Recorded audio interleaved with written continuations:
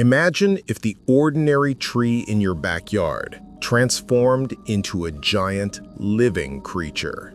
Our story begins with a 13-year-old boy named Conor clinging to his mother's hand on the edge of a cliff. She's about to fall into the abyss below. Just moments later, his grip fails and she plummets. Suddenly, Conor's eyes snap open. He realizes it was just a terrifying nightmare. He gets up and makes breakfast for himself and his mother, who is suffering from cancer.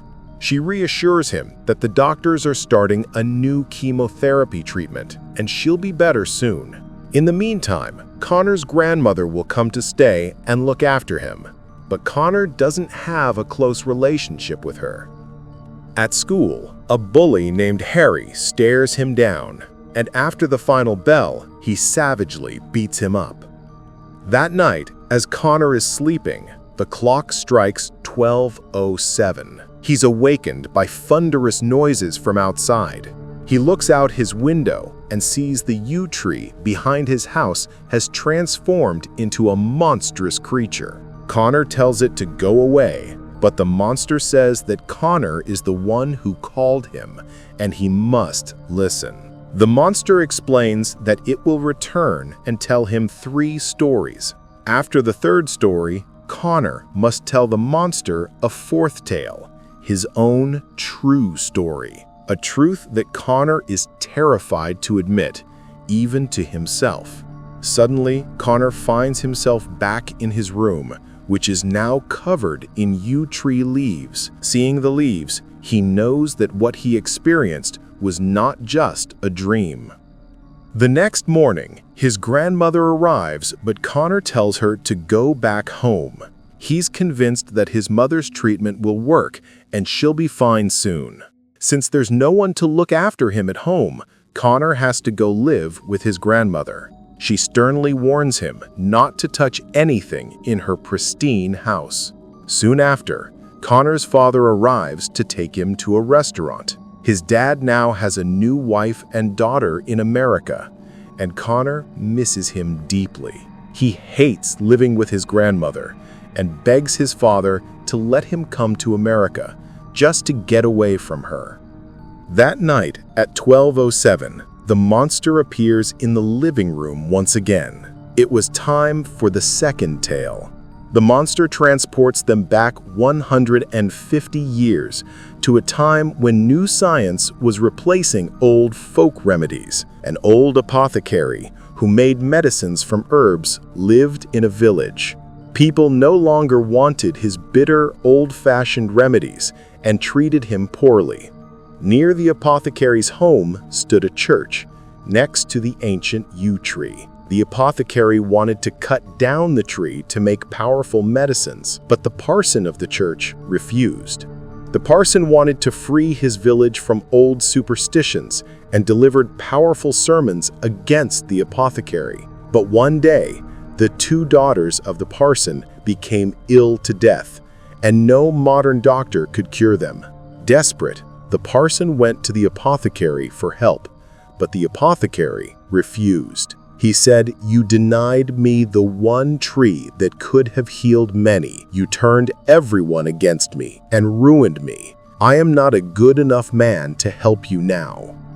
The parson, desperate to save his daughters, offered the apothecary the tree and promised to preach in his favor. He was willing to abandon his own faith to save his children. But the apothecary replied that it was too late. The next morning, the parson's 2 daughters were dead.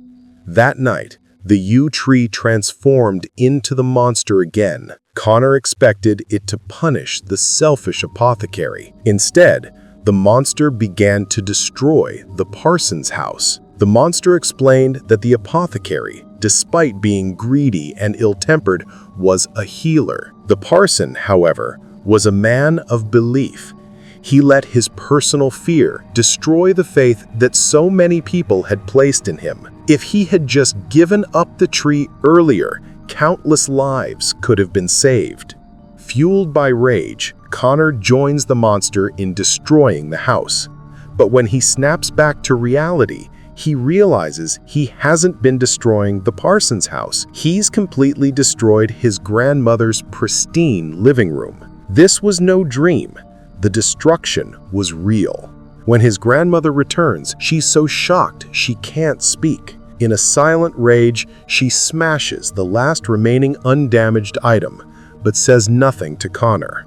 Seeing her so heartbroken, Conor is filled with regret.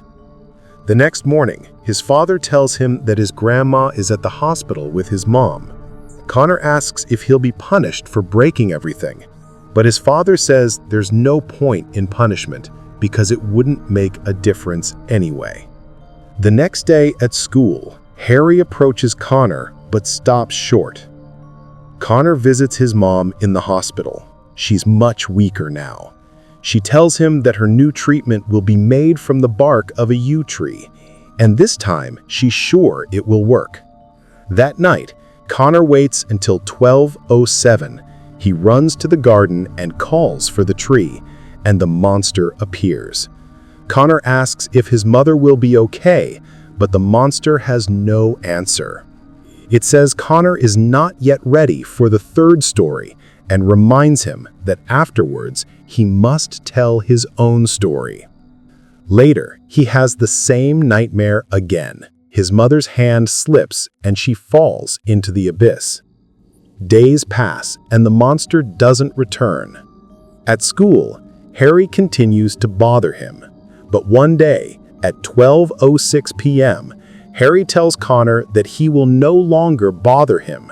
He says he realizes that Conor wants to be bothered because otherwise nobody pays any attention to him at all. Harry says from now on he won't see him and Conor will become truly invisible again. Just then, the clock hits 12:07. The monster appears and tells the third story about an invisible man. He wasn't truly invisible. People had just grown so used to ignoring him that it was as if he wasn't there. Tired of being unseen, the man summoned a monster to make them see. Suddenly, the monster inside Conor awakens. He attacks Harry, beating him so brutally that he has to be hospitalized. In the principal's office, Conor explains that while he was hitting Harry, he kept screaming, "I'm not invisible." But just like his father, the principal tells him there's no point in punishment because it wouldn't make a difference anyway. Later, he visits his mom. Her condition is even worse. The new treatment failed. There is no hope left. Conor runs from the hospital, through the graveyard, and back to the yew tree. He awakens the monster, screaming, "You were supposed to heal her. Why didn't you heal her? Why did you torture me with these stories?" But the monster replies that it didn't come to heal his mother. It came to heal him. The monster says it is now time for the fourth story, Conor's story. Suddenly, the ground begins to shake, and the church in his nightmare crumbles into the earth. His mother is standing on the edge. Conor screams for her to run, but she slips and falls. He rushes and grabs her hand just like in his dream. His grip weakens as the chasm pulls her down. The monster's voice booms. "This is the fourth story. This is your truth, Conor." His hand slips and his mother falls into the darkness. A stunned Conor asks where his mother is. The monster says, "She is gone. You let her go. Now you must speak the truth or you will be trapped in this story." The monster tells him he could have held on longer, but he chose to let go. Finally, breaking down, Conor screams the truth. He couldn't bear the pain of watching her suffer anymore. He just wanted it to be over. He always knew she wouldn't get better, but he kept lying to himself. His heart just wanted the pain to end. After saying it all, Conor feels he's responsible for his mother's death because he didn't hold on. But the monster explains that it wasn't his fault. He only wanted an end to his own pain, which is the most human wish of all. Like the prince and the apothecary, he is both good and bad. Exhausted, Conor falls asleep there. His grandmother finds him there and rushes him to the hospital. On the way, Conor apologizes for breaking her things. She tells him that they are very different people, but they are bound together by one thing: their immense love for his mother.